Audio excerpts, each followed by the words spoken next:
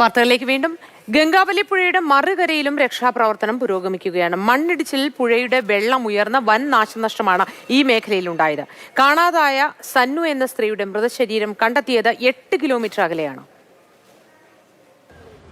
ഗംഗാവലിയിൽ ദേശീയപാത കഴിഞ്ഞ് ദേശീയപാതയോട് ചേർന്ന് വരുന്ന പുഴയുടെ ഭാഗത്താണ് പ്രധാനമായും തിരച്ചിൽ NDRFും നാവികസേനയും നടത്തുന്നത്. ആ മേഖല കേന്ദ്രീകരിച്ചാണ് രാവിലെ മുതൽ തന്നെ തിരച്ചിൽ നടത്തിയത്. അതായത് റഡാർ സംവിധാനം ഉപയോഗിച്ചുകൊണ്ട് പരിശോധിച്ചുകൊണ്ടിരിക്കുകയാണ്.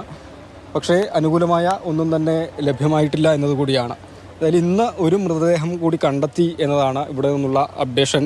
സണ്ണു എന്ന് പറഞ്ഞ സ്ത്രീയുടെ മൃതദേഹമാണ്. അതായത് ഷിരൂരിൽ ഈ അപകടം നടന്ന സ്ഥലത്ത് നിന്ന് 8 കിലോമീറ്റർ അകലെ ഗംഗാവലി കടലിനോട് ചേരുന്നതിന് സമീപത്തായാണ് ഇവരുടെ മൃതദേഹം ലഭിച്ചിട്ടുള്ളത്. ഗംഗൈക്കൊള്ള എന്ന് പറയുന്ന സ്ഥലത്ത് വെച്ചാണ്. അവിടെ മത്സ്യത്തൊഴിലാളികൾ മൃതദേഹം കാണുകയും തുടർന്ന് അധികൃതരെ വിവരം അറിയിക്കുകയാണ് ഉണ്ടായത്. നമ്മളിപ്പോൾ നിൽക്കുന്ന ഇവിടെ സണ്ണുവിൻ്റെ വീടിരുന്ന സ്ഥലമാണ്. അവിടെ ബന്ധുക്കളൊക്കെ വന്ന് കാത്തു നിൽക്കുന്നത് കാണാൻ കഴിയും. വീടുണ്ടായി എന്ന് പറയുന്നതാണ് ഏറ്റവും ഉചിതം. കാരണം 5 വീടുകൾ ഇവിടെ പൂർണ്ണമായും തന്നെ തകർന്നു പോയിരുന്നു. 4 വീടുകൾക്ക് തറഭാഗം മാത്രമാണുള്ളത്.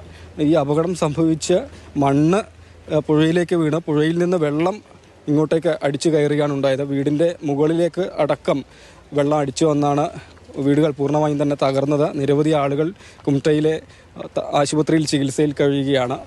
അപ്പോൾ ഈ കാണുന്നതാണ് ഇന്ന് മൃതദേഹം ലഭിച്ച സണ്ണുവിൻ്റെ വീട്. അവരുടെ കുടുംബാംഗങ്ങളാണ് സംസ്കാരം നടത്തുന്നതിന് വേണ്ടി കാത്തിരിക്കുകയാണ്. മൃതദേഹം ഇപ്പോൾ ആശുപത്രിയിലാണ് ഉള്ളത്.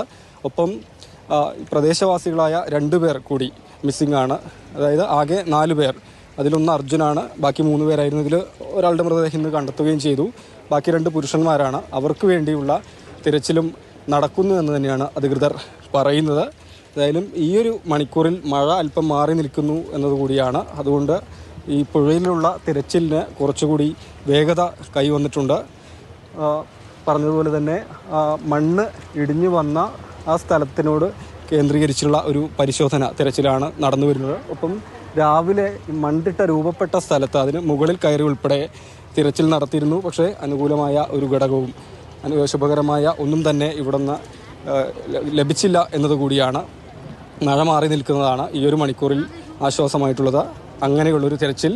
ഒപ്പം പ്രദേശവാസികളായ ബാക്കി 2 പേർക്ക് വേണ്ടിയുള്ള തിരച്ചിലും നടന്നുകൊണ്ടിരിക്കുകയാണ്.